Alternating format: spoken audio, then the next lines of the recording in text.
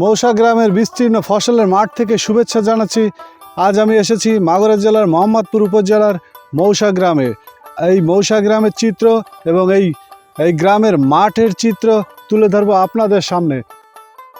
মাগুরা জেলা শহর থেকে প্রায় 21 কিলোমিটার পূর্ব দিকে মৌসা গ্রাম।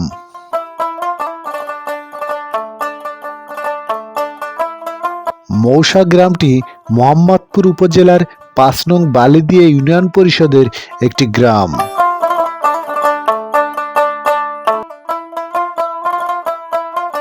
পাঁচ নং বালিদিয়া ইউনিয়ন পরিষদের 3 নং ওয়ার্ডের গ্রাম মৌসা। মৌসা গ্রামে ছোট বড় প্রায় 4000 লোকের বসবাস রয়েছে। গ্রামে মোট ভোটার সংখ্যা 2599 জন। পুরুষ ভোটার 1348 জন, মহিলা ভোটার 1244 জন।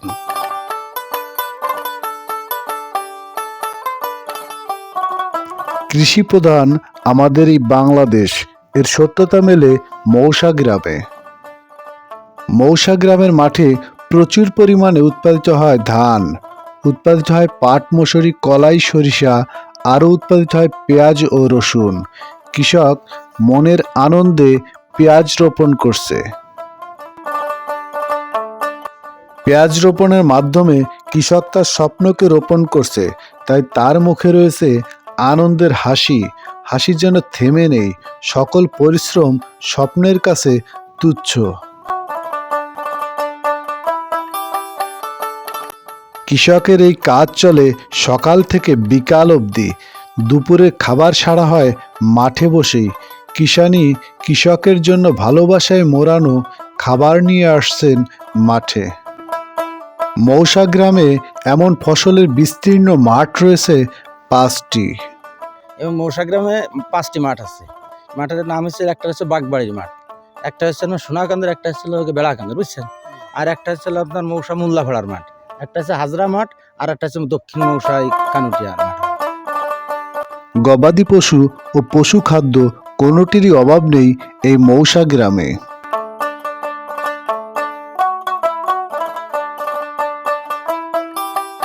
খড়ের গাদার আকার দেখে বোঝাই যায় কি পরিমাণে ধান হয় এই মৌসা গ্রামে।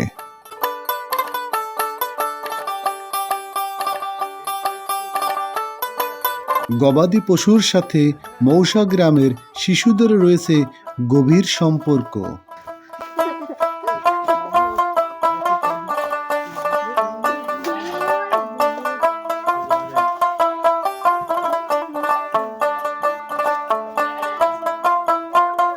মৌসা গ্রামে গবাদি পশুর যেমন অভাব নেই, তেমনি অভাব নেই জ্বালানির। গবাদি পশুর গোবর থেকে তৈরি হয় রান্নার জ্বালানি।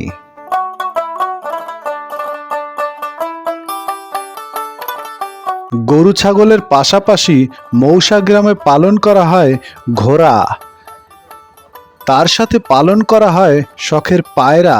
মৌসা গ্রামের মাঠে মাঠে মুক্ত বিহঙ্গে মনের আনন্দে পায়রাগুলি ছুটছে দিক বিদিক। এ যেন ফসলের মাঠকে দিয়েছে এক মোহনীয় শোভা।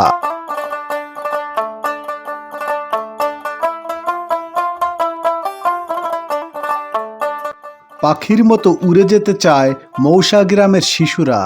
ওরা খুব চঞ্চলা, ওরা খুব উৎফুল্ল। এই চঞ্চলা ও উৎফুল্ল এসেছে ওদের বংশ পরম্পরায়। নাম কি? কি নাম? রাইফা। তোমার নাম কি? আমেনা। ভালো আছো? কৃষি সমৃদ্ধ এই মৌসা গ্রাম একসময় হাডুডু খেলার জন্য ছিল বিখ্যাত। বিখ্যাত হাডুডু খেলোয়াড়গণ ছিলেন। একসময় মৌসা গ্রামে হাডুডু খেলতো কৌসার, তারপর কাঞ্চন ঠাকুর, এরা খুব ভালো হাডুডু খেলতো। তারপর বাসি মিথ্যা, খসরু মিথ্যা, এরা খুব নাম করা প্লেয়ার ছিল। হাডুডু নাম করা প্লেয়ার ছিল। তারপরে নাদের, জমাদ্দার, এরাও খুব নাম করা প্লেয়ার ছিল নিখোড়াটা। তবে কালের বিবর্তনে হারিয়ে গেছে সেই বাংলার ঐতিহ্যবাহী হাডুডু খেলা।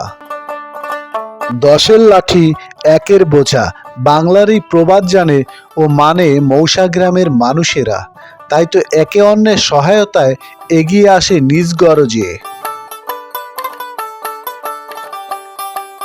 হাঁস কিংবা মুরগি পালন করা হয় না এমন কোনো বাড়ি নেই এই মৌসা গ্রামে।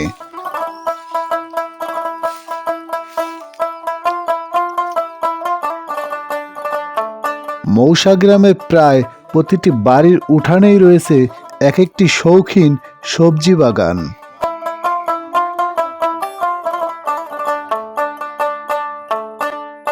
শখের আর সংসারের এই দুই রকম কাজ সমান তালে সামলান এই মৌসা গ্রামের কর্মিষ্ঠ নারীরা।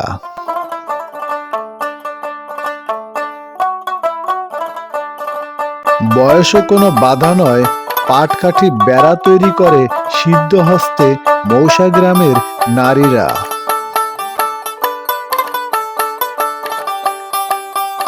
মৌসা গ্রামের বাসিন্দাদের বসবাসের জন্য রয়েছে টিন, পাটকাঠি ও কংক্রিটের ঘর, তবে অধিকাংশ ঘরই পাটকাঠি ও টিনের তৈরি। মৌসা গ্রামের চারপাশে গ্রামসমূহ, উত্তরে কানুটিয়া, দক্ষিণে বালিদিয়া, পশ্চিমে কলমধরি, পূর্বে ঘোষপুর গ্রাম।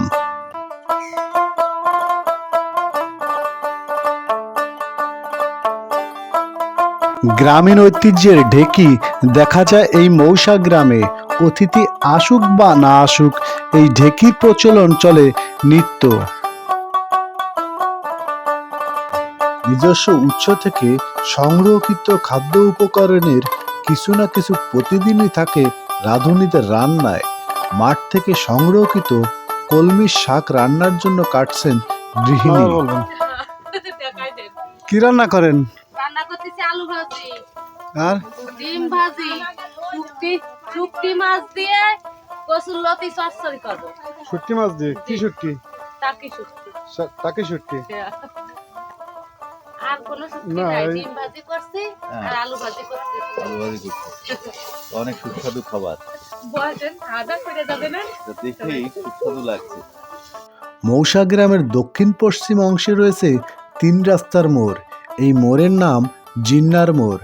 একজন চায়ের দোকানদারের নাম অনুসারে এই মোড়ের নাম হয়েছে জিন্নার মোড়।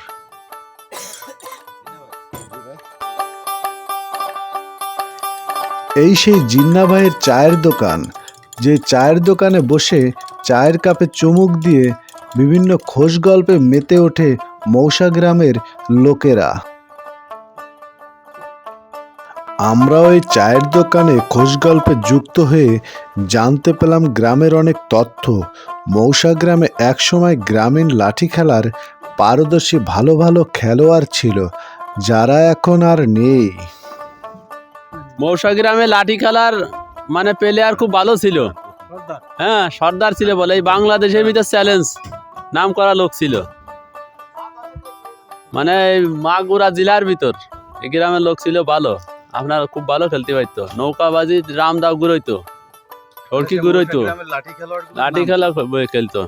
আমানত আজাহের, আমানত মোল্লা, আজাহের মোল্লা নাকি আজাহের মোল্লা, তারপরে আতা মোল্লা, মোকসেদ শেখ, তারপরে আর কি নাম, চান সর্দার, বড়লিয়া চান সর্দার, ওনার ছেলে পেলে নিয়েও খেলতো। হ্যাঁ, একবার মানে তারা মারা গেছে তো, তারা মারা গেছে, তাগার জন্য সবাই দোয়া করে। তাগার আলাপ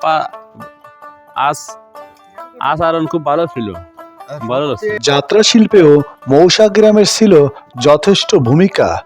অত্র ইউনিয়নের সাবেক চেয়ারম্যান বাসার বিশ্বাস ছিলেন যাত্রা শিল্পের নামকরা বই মাস্টার, যিনি কিনা 36 বছর সুনামের সহিত 5 নং বালিদে ইউনিয়ন পরিষদের চেয়ারম্যান ছিলেন।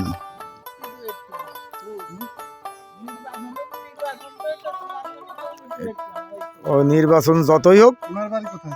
মৌসা মশাই বাড়ি। মৌসায় বাড়ি ছিল। ওনার উত্তরসূরি কেউ নেই?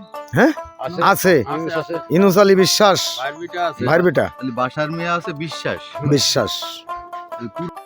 মৌসা গ্রামের শিশুরা শখের বসে খেজুর গাছ থেকে খেজুরের রস সংগ্রহ করছে, তবে বিষয়টি অনেক ঝুঁকিপূর্ণ, তাই শিশুদের এরূপ কাজ থেকে বিরত থাকাই ভালো। মৌসা গ্রামের পথে প্রান্তরে মেলে সাদা মনের মানুষের দেখা। ভালো না ভালো আরেক দিন তো গুলা হয়নি গুলা হয়নি, মানে বিকেলের রস গুলা হয়ে যায় হ্যাঁ গরম দিন ফেলে গুলাই আর সকালের রস পরিষ্কার থাকে। হ্যাঁ তা আমরা তো বিকেলে আসলাম, সকালের রস আর কিভাবে খাবো? তাই তো তো আপনি তো এই বাড়িতে বাস করেন? না এই বাড়ির ওই শুধু বাংলার নবাব সিরাজউদ্দৌলাই নয়, তারও প্রায় 100 বছর পূর্বে বাংলার এক বীর যোদ্ধা স্বজাতির কাছে হয়েছিলেন বিশ্বাসঘাতকতার শিকার, যার নাম রাজা সীতারাম রায়। রাজা সীতারাম রায় ছিলেন প্রকৃত বাঙালি বীর, যার নাম শুনলেই মব ও ফিরিঙ্গি জলদস্যুদের বুকে ধরত কাঁপন। সীতারাম রায় ছিলেন ভূষণা রাজ্যের রাজা। প্রতিটি রাজ্য পরিচালনার জন্য হয় সৈন্যবাহিনীর প্রয়োজন। রাজা সীতারাম রায়েরও ছিল 3000 সৈন্যবাহিনী, যারা এই মৌসা গ্রামের রাজা সীতারাম রায়ের কুঠিবাড়িতে করতেন অবস্থান। এই কুঠিবাড়ি রক্ষার জন্য এবং এই রাজ্য প্রজাদের প্রয়োজনের কথা চিন্তা করে এই কুঠিবাড়ির চারিদিকে অসংখ্য পুকুর খনন করা হয়েছিল। অযত্ন আর অবহেলায় কুঠিবাড়িটি ধ্বংস হয়ে গেলেও পুকুরগুলো রয়েছে এখনো বিদ্যমান। রয়েছি রাজা সীতারাম রায়ের কুঠিবাড়িতে। এই মৌসা গ্রামে রয়েছে রাজা সীতারাম রায়ের কুঠিবাড়ি। অবশ্য আপনারা হয়তো বা প্রশ্নই মনে জাগতেই পারে আপনাদের যে কুঠিবাড়ি, তার কোনো কুঠিবাড়ি বলতে হয়তো বা বাড়ি বলতে বোঝা যায় কোনো ভবন থাকবে। হ্যাঁ, একসময় এখানে ভবন ছিল, এখন অবশ্য তার কোনো চিহ্ন নেই। এখানে শুধু আমি যেই জায়গাটায় দাঁড়িয়ে রয়েছি, এখানে শুধু এইটুকু চিহ্ন রয়েছে। চারিদিকে অসংখ্য বৃক্ষরাজির সমারোহ। এই বৃক্ষরাজির সমারোহের মাঝেই রয়েছে রাজা সীতারাম রায়ের কুঠিবাড়ি। কুঠিবাড়ির চারিদিকে যে পুকুরগুলো রয়েছে, এই পুকুরগুলো রাজা সীতারাম রায়ের সৈন্যবাহিনীরা অবসর সময়ে খনন করতেন। এই ঐতিহ্যবাহী মৌসা গ্রামে সরকারি আশ্রয়ন প্রকল্পের আওতায় 3টি গুচ্ছগ্রাম রয়েছে, যেখানে প্রায় 88টি পরিবার বসবাস করছেন। সাম্প্রতিক সময় স্থাপিত 10টি পরিবারের জন্য নির্মিত ঘরগুলি বাদে বাকি 78টি পরিবারের ঘরের অবস্থা খুবই বেহাল দশা। বিশেষ করে 88 সালে অপরিকল্পিতভাবে নির্মিত ঘরের দশা এতটাই জরাজীর্ণ যা মানুষের বসবাসের অনুপযোগী হয়ে পড়েছে। এখানকার বাসিন্দারা তাদের শিশু সন্তান ও বৃদ্ধ মানুষদের নিয়ে খুব কষ্টে বসবাস করছেন। 88 সালে নির্মিত ঘরগুলি 10 কক্ষ বিশিষ্ট একটি ঘর। 10টি কক্ষ 10টি পরিবারকে বরাদ্দ দেওয়া হয়েছে। 10টা পরিবারের জন্য একদম টানা একটা ঘর। মানে আপনার একটা ঘর যদি নষ্ট হয়ে যায়, চাইলেও আপনি সংস্কার করতে পারবেন না স্যার, পারি না। একদম ধরলে পরে একদম 2 বারে পুড়িছে, একটা রুম ধরলে 10টা রুম পুড়ে নেমে যায়। আমরা কিছু বাইরে করতে পারি না। এই কারণে যে আপনাদের এই যে আমাদেরকে যে একট ঘর করে দেওয়া হয়েছে, যে একসঙ্গে 10টি ঘরে 10টি রুম একট করে দেওয়া, যার কারণে এই ঘরগুলো আমরা মেরামত করতে পারতেছি না। অর্থাৎ মেরামত করতে গেলে পরে আর এক ঘরে পাড় বাটাম এগুলো খুলে পড়ে যায়, যার কারণে আমরা মেরামত করতে পারতেছি না। পাশের ঘরেও কেউ করতে পারে না। এই জন্যে আমরা বহুত কষ্টে জীবনযাপন করতেছি। ওই বলে এখন জীবন উঠাইয়ে পলিথিন দিয়ে কোনোরকমে ঢাকিয়ে রেখে খুব কষ্টে আর কি জীবনযাপনগুলো আমরা করতেছি। এটা বহুত কষ্টের বিষয় আর কি। হ্যাঁ, মন চাইলেও আমরা কিন্তু মেরামত করতে পারতেছি না। এটা বহুত একটা কষ্টের বিষয়। যদি আমাদের ঈশ্বর সরকার থাকাকালীন যেরকম সিপার বাড়ি করে দিছিল, ওরকম করলে হলে পারে আমরা নিজেরা মেরামত করে দিতে পারতাম। এবং ঘরগুলো সেপারেট না, এই ঘরগুলো সেপারেট না, তাহলে আমরা সুন্দরভাবে জীবনযাপন করতেই পারতাম। এক পাশ নষ্ট হলে আরেক না, সারা কোনো পরিবেশ নাই স্যার। হ্যাঁ, এটা খুবই কষ্টকর ব্যাপার। আর যদি স্যার আগুন ধরে যায়, তাহলে কিন্তু স্যার এই পাশটা আগুন ধরলে পরে ওই মাথা পর্যন্ত চলে যায়, তখন 10টা পরিবেশ স্যার শেষ। এই করে স্যার আগুন দিয়ে স্যার পুড়ে উঠছে স্যার। এই যে 2 নম্বর ব্যারাকটা দেখতেছেন, এই 2 নম্বর ব্যারাকটা আগুন ধরে পুড়ে গেছিল একবার, পরে সরকার মেরামত করে দিছিল। তারপর দ্বিতীয়বার আবার ওই পাশে 4 নম্বর ব্যারাকসার পড়িয়ে গেছে ওই আগুনে ধরে, শুধু এই কায়দায় 10টা পরিবার ধ্বংস হয়ে গেছে, এই পাশে 10টা ওই পাশে 10টা, এই কায়দায়। কিন্তু আসলে আমরা তো মেরামত করতে পারতেছি না, এবং বসত করতে আমাদের খুব ভয় করে লোকে। এবং মনে করেন যদি আগুন ধরে যায় তাহলে মনে করেন যে কেউ যে আগুন নিভাইতে আসবে, কিন্তু কই আর বাকি যেসব লোকজনগুলো থাকে আর 9টা রুমি, তারা করে কি ওরা মাল সামান্য সব ঘরতে বের করে, যদি আমাদের ঘরগুলো পুড়িয়ে যাবে এই জন্য ভয় তোর আগুন নিভাতে আসে না। আর আমাদের এখানে যে মনে করেন যে ফায়ার সার্ভিস এগুলো যে আসবে, আমাদের দক্ষিণ পাশে তো আসার কোনো রাস্তা নাই, এবং উত্তর সাইডদের থেকেও আমাদের আসার কোনো রাস্তা নাই। এই জন্য ফায়ার সার্ভিসে পৌঁছাতে পারে না, এবং আমরা এই আগুন নিভাবার কোনো আমাদের কোনো বিধি ব্যবস্থা নাই এখানে। কি নাম তোমার? আয়শা। এই অনিশ্চিত ও দুঃখ দুর্দশাপূর্ণ বসবাসের মাঝেই এই আশ্রয়ণ কেন্দ্রের শিশুরা আনন্দে করছে খেলা। তাদের আনন্দ ম্লান হয়ে যাওয়ার আগেই দায়িত্ববানদের উচিত তাদের পাশে দাঁড়ানো।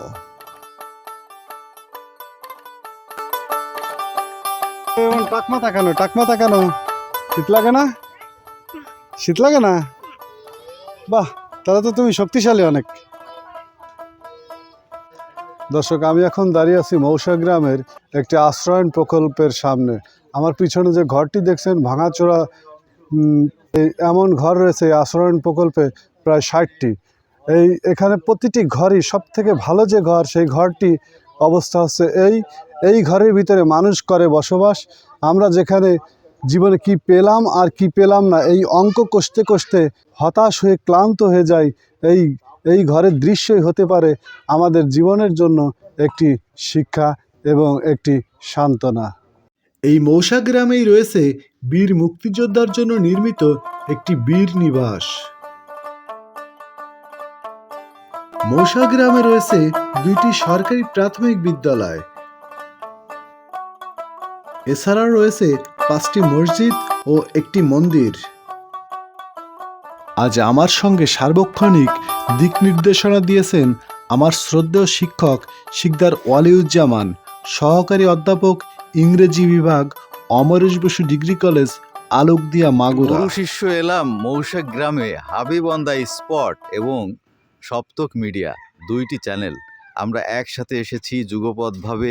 আমরা এই মৌসা গ্রামের আপনাদেরকে তার সব কিছু দেখিয়েছি, প্রাকৃতিক সৌন্দর্য, গ্রামের মানুষের চাল চলন, মাঠ, এবং এই গ্রাম দুটোর মসজিদ, মাদ্রাসা এবং মন্দির সব কিছু আপনাদেরকে দেখিয়েছি। আমরা এখন যেখানে অবস্থান করছি, যে আমি, হাবিব এবং আমাদের এই অঞ্চলের আরও 3 জন মুরব্বী এখানে রয়েছেন।